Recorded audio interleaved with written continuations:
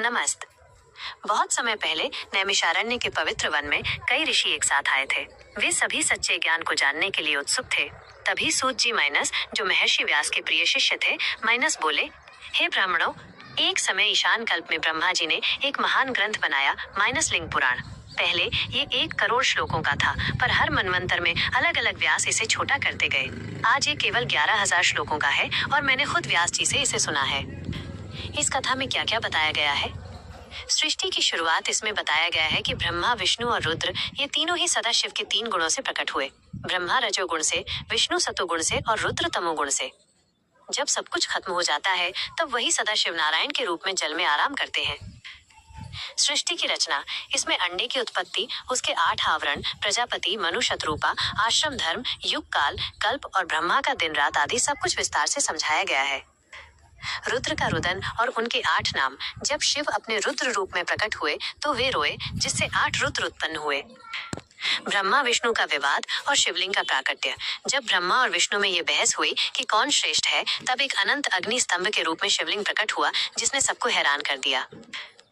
शिव भक्ति के चमत्कार, इसमें आचार्य शिष्य की कहानियां, तपस्या, वाराणसी का महत्व, लिंग पूजा, स्नान करने का तरीका और जीवन के पापों से मुक्ति के उपाय विस्तार से बताए गए हैं।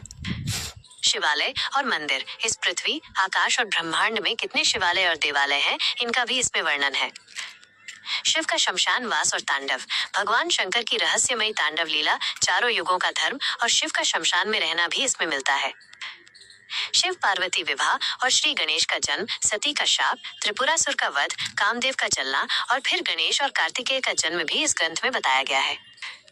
काल, यमलोक और नरक की कहानियां, पाप पुण्य के हिसाब से नरक या स्वर्ग मिलते हैं और अगला जन्म किस रूप में होगा, ये भी इसमें बताया गया है। श्राद्ध यज्ञ और स्त्रियों के धर्म, 5 महायज्ञ, रजस्वला स्त्री की स्थिति, स्त्रियों का अच्छा व्यवहार, जातियों के भोजन के नियम और पापों के प्रायश्चित भी इसमें है।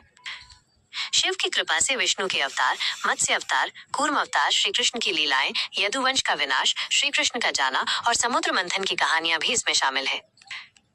राक्षसों का वध और शिव की महिमा, त्रिपुरासुर, अंधकासुर, दक्ष, कामदेव, जालंधर, इन सभी को शिव ने हराया।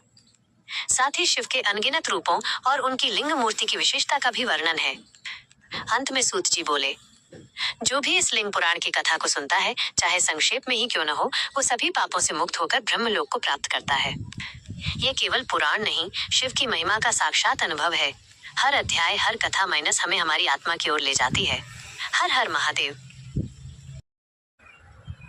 लिंग पुराण अध्याय 3 जरूर देखिए और अच्छी लगे तो लाइक, सब्सक्राइब और अपने